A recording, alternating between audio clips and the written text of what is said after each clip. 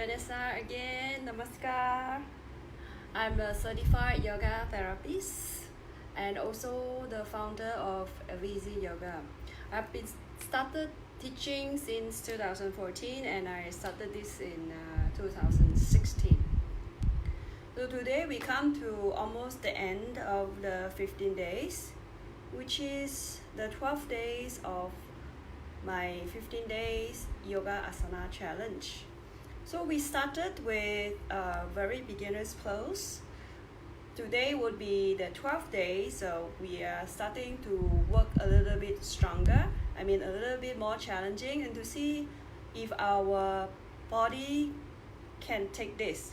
But it's always okay if our body is not ready. We just have to keep practicing, then we will get to the pose that what we want.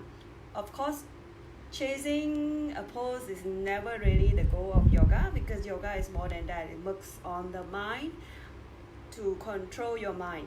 But of course, we will start with the body first to make sure your body is fit. Then only we can work on the mind practice. So today, we are going to work on the pose that will strengthen your lower back, and it also can tone your gluteus, the buttock muscle, and it also help you to improve the flexibility of your shoulder blade muscles. When your shoulders is flexible, then you will not have the issues like a frozen shoulder. So when your hand cannot lift up and when it's lifting up is painful, that's frozen shoulder, and usually it starts around age 50. So part of this is help you to improve the flexibility of your shoulder blade, and it also help you to train the core muscle. Your core have to be strong and engaged to be able to go into this pose. So it will also improve the sense of balance, mind and body. So let's go to the mat and we will do this, the raised tiger pose. So what we would do is, we're going to start in all four.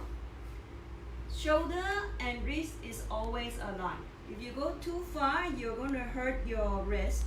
You go behind, there is shoulder.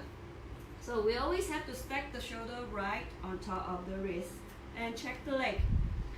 The knee and the hip is always one line. Then when you have this distance of your hands and leg is the distance of your body. When you have this all four solid grounded, then you will be balanced. So what we are going to do is, first we're going to raise the right hand and left leg back, but we are not stopping here. This is one of the beginner pose. We're going to make it a little bit more interesting. So you're going to bend the leg and grab the leg to the back, then inhale and then you lift the leg high. Now you start to engage the core muscle. Focus on your core and feel the stretch on the thigh. After you do 5 breaths here, release, we'll change hand. So left hand up. Grab the toe, inhale, and slowly lift up. And 5 breaths. So there you go. You can rest here, or you can move on to the next pose. Now the important thing I need to mention is the way you place your hand. There are a lot of students who feel wrist pain after a lot of postures where you put your hand down. There is a way to do it without hurting the wrist. So that's where you place the weight on your hand.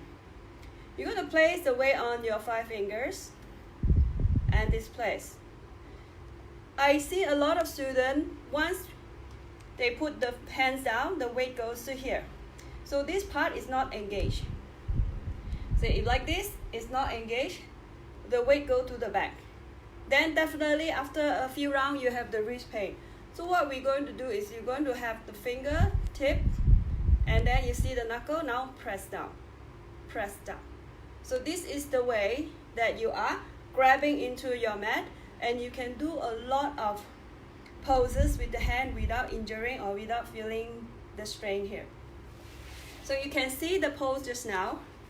it has quite an intense stretch on the front part of your thigh or the hip flexor. It also toning your butt. So your hand has to go to the back more so that you can grab the leg. That is involved of flexibility. This is somewhat intermediate pose. You can just start without holding the leg first. Just raise the hand up, get the sense of balance. One of the benefits of this pose is actually it calms your mind. So especially during this time, it's uncertain.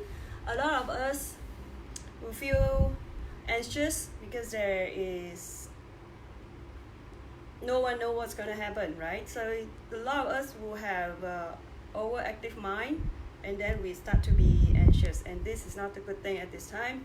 So sometimes we do some of these yoga poses, it kind of force you to be where you are. Just stay at the pleasant moment because you need to know that what you're doing and you're not falling apart. Today is the 12th day, so we have 3 more days to go. May I know who here has been trying to practice the 11 poses from day 1? If you are the one who is doing this, let me know and give me a high five. Then I will know how many is really interested to do this and whether my work is worth it or not.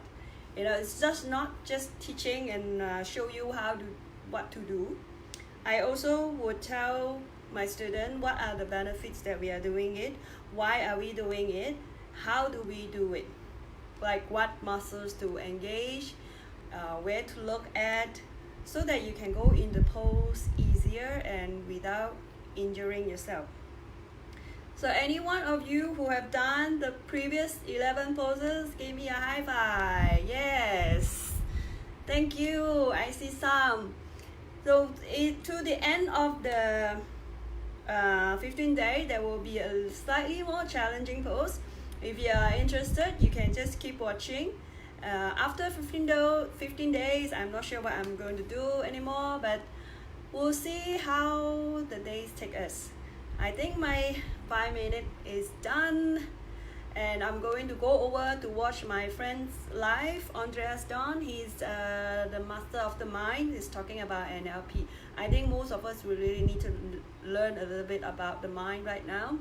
So okay, see you tomorrow. Thanks for those who are giving me high five. Bye bye.